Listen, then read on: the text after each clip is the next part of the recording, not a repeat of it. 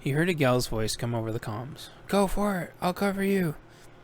He told the other guy with him in the ditch to make sure he runs up and around. Unfortunately, that was closer to the fire, but that was probably the plan of these psychos anyway. Press them up against the fire so they could take their stuff.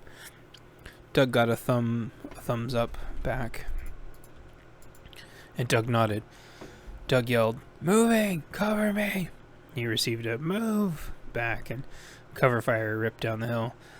When the rounds started cracking off, Doug slapped his friend on the shoulder and they both took off. His friend yelled, "Moving!" as well, and ran into the opposite direction of Doug and back up the hill. Doug knew better than to try to run and fire. All that happened as you ended up in the next spot empty. Sometimes it was necessary if you had to sprint a few yards and were alone, but thankfully he wasn't alone. Doug got behind a log after about 20 meters and calmed in. "Set! I'll cover! You guys get out!" "Copy, good luck," is what he heard back from the crew lead. He heard gunshots hitting random areas around him and popped his rifle off and squeezed off a few rounds down the hill. As assured as possible that he had suppressed them for a second, he popped his head up and started taking closer shots to where he thought the rounds were coming from. They all started shuffling around the hill close to the ground and were able to get out of the line of fire within a few minutes. The gal with the Galil must have worked her way up to a higher position somewhere because he still heard her shooting every couple of seconds. Maybe she saw something that he didn't, not gave him time to reload. He calmed in one last time before they would be around the mountain and thus unable to get clear reception. "I'll swing back around the other side. See you guys back at camp. Don't wait up. Go, go, go."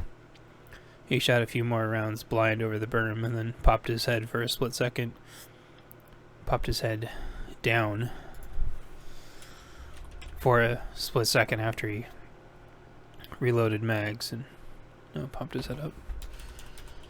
Popped his head up for a split second after he reloaded his mags and then started shooting again.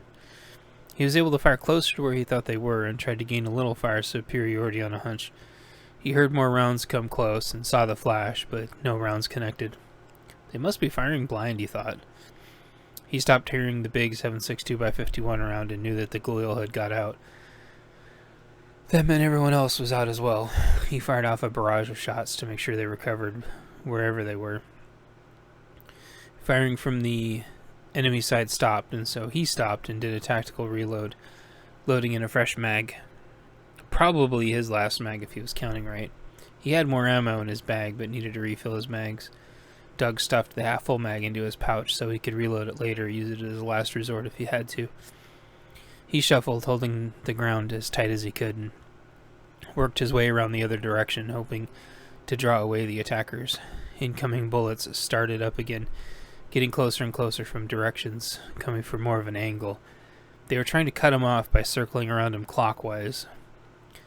He wouldn't be able to suppress them anymore, and he needed to reload mags anyway.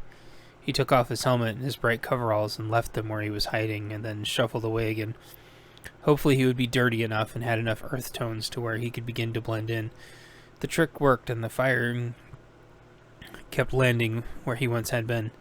The shots coming from an angle, though, became more enfilade, which put him at a greater risk. He needed to find a way to change angles.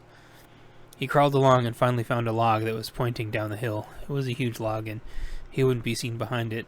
Doug followed the contours of the log down the hill for about 20 yards or so, looking for more micro-terrain, and then saw another log he could link up with. He crawled next to the outline of that log and managed to get another 20 yards away. Doug didn't dare steal a look in that direction of the bad guys. The movement and contrast in his face could surely alert them, he thought. He kept his face down and kept crawling, hoping to find another log he could leapfrog to. He finally got to where he could circle the mountain and hopefully link up with his friends, only to find out that the forest fire had cut him off. He looked back up the hill and saw the telltale red mist of the fire retardant was gone. The fire was getting closer and closer to Doug, having no fire retardant or fire break to slow it down.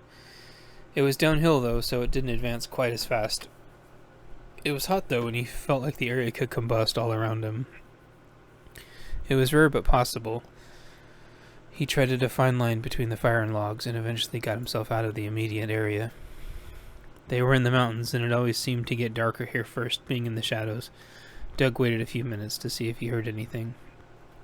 He did hear something, but it was maybe 60 yards away. Doug kept shuffling away quietly, trying to make sure he created distance and hopefully layers of ground cover between them. They would be higher than him now, and have a significant advantage if he was spotted. He quietly crept along the forest floor and eventually found a log he could squeeze under. He stayed there but couldn't hear anything. The shadows drew longer by the minute, and within 20 minutes or so, long shadows were cast through the area. Adrenaline waned as fatigue took over. Doug still couldn't hear well and realized it was because he still had his earplugs in. They all wore earplugs due to the constant running chainsaws. He carefully took the earplugs out as to not damage his eardrums, and he could hear a decent distance. A thought concerned him quickly about his radio potentially breaking static and giving his position away. He reached down slowly and carefully and turned his radio off. He wasn't sure if it'd be safe to have it back on.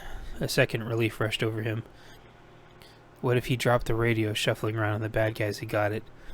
They'd be able to pretend they were him and ambush the crew. Or find the base camp, or who knows. As long as nobody was using the radios, they wouldn't be able to track anyone's frequency or location. Doug hoped the enemy systems weren't that technically advanced or have a dedicated radio operator. He was happy with the radio silence. They would be fine either way. Doug knew they hadn't been eavesdropped on via earlier radio communications because the attack would have been a lot more precise. He reminded himself that wars were often victories or colossal failures by the tiniest of margins, so he was happy this one worked out as much as in their favor as it did. The shadows grew longer, and he heard some footsteps come within 20 yards. He imagined the guy above was looking past him far off in the distance. If Doug was discovered now, he'd be in a death trap. He lay there trying to will himself to slow down his heart, as if that would help, the shadows reaching longer and longer. The guy was so close that Doug could smell him. The wind had changed direction again. The odor was gagging, and Doug had to bury his face in the dirt to not begin to retch. It smelled like a carcass had been sitting in 100-degree heat with no way to breathe.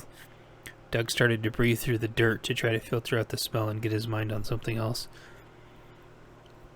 Finally, his breathing got back to normal and his heart calmed down.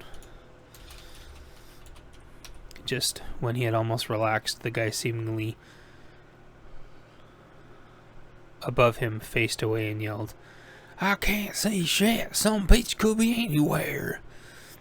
All of Doug's muscles jumped from the sudden outburst.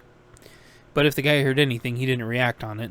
Doug thought for a second, then swore he recognized that voice, but kept his face literally buried in the dirt regardless. A face popped into his mind for a second, but faded back out before he could get a mental lock on it.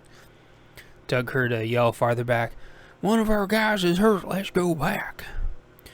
Already missed our opportunity to get their trucks anyways. Baxter can't be fired. He'll pay for this. Doug heard them walking away, but refused to breathe a sigh of relief. It was a cool reprieve down in the dirt, and Doug was finally starting to feel like he'd escaped the heat. Before he could appreciate the newly found comfort, an ember landed near his face. He didn't blow on it to put it out, because the increased oxygen would actually give it more energy. He couldn't move, because this was the pivotal point where he needed to be quiet. Left alone, hopefully the ember would burn itself out in the cooler temperature area. The contrast made the ember be so bright. Like, Doug had a sudden flashback to an anarchist riot. The anarchists had been throwing road flares into buildings, not realizing or caring that there were people inside. Someone inside the building had the bright idea to try to use a fire extinguisher to put a road flare out. Magnesium is considered a Class D fire and is insanely dangerous, burning extremely hot. You need a Class D fire extinguisher to put it out safely. A guy runs up with CO2, carbon dioxide fire extinguisher, and proceeds to prime it and try to hose down the road flare, beginning to cause a fire in the building. Doug tried to explain the risks to the guy and stop him from using the fire extinguisher, but the wannabe hero was having none of it. The guy's girlfriend went to pepper spray Doug, but she didn't know how to use it. He took it from her and sprayed her, then sprayed her idiotic boyfriend for good measure. Everyone in the building didn't realize Doug had saved them, then flocked to help the idiot, grasping at his face, screaming. Doug walked over to the road flare and grabbed the non-burning end and found a piece of granite floor tile on display and ground the burning flare in it. The fire suppression system kicked on, better late than never, as Doug left out the back through fire door that had activated due to the fire. As he left the alley, Doug dropped the